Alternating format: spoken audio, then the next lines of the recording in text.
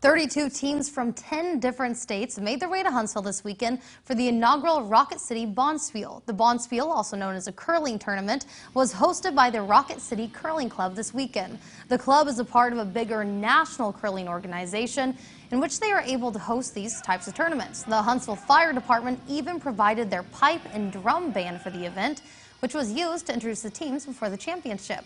Now the club is looking to expand their hosting gigs to an even larger stage. It's very exciting to have a new club. They're talking that it would be a boost to the economy in this area to get dedicated ice where they could hold more events, not just bonspiels, maybe regional bonspiels, national qualifiers. The Curling Club is the 69th program to join the Grand National Curling Club. They also have Learn to Curl programs as well. You can find that information on our website at rockitcitynow.com and on the Rock-It City Now app.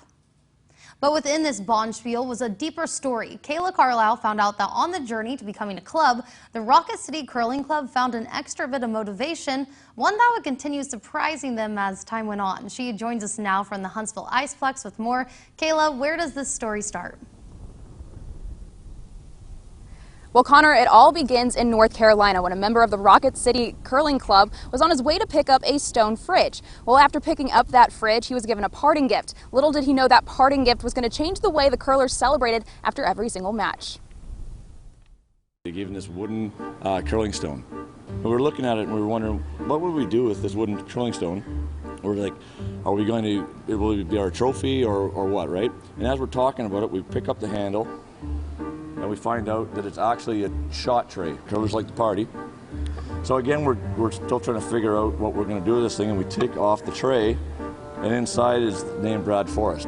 As we talked a little longer, we decided what we're going to do with this is at the end of every game that we play, we're going to do what was called broom stacking, is where we get together and drink. And before we do our broom stacking each week, we are going to raise our glasses and toast to the memory of Brad Forrest. We had never met the man.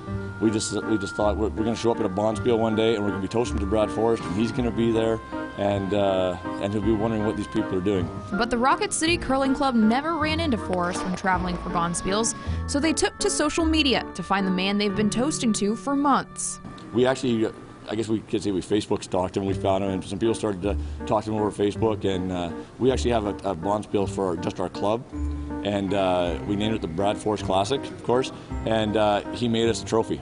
So the trophy for winning the Brad Forrest Classic is a trophy made by Brad Forrest. The name would grow into much more than what anyone ever anticipated. From bonspiel trophies to team names, Brad Forrest was the guy everyone wanted to know. But then all of the jokes quickly changed when the man, the myth, the legend, Brad Forrest made his way to the Rock-It City.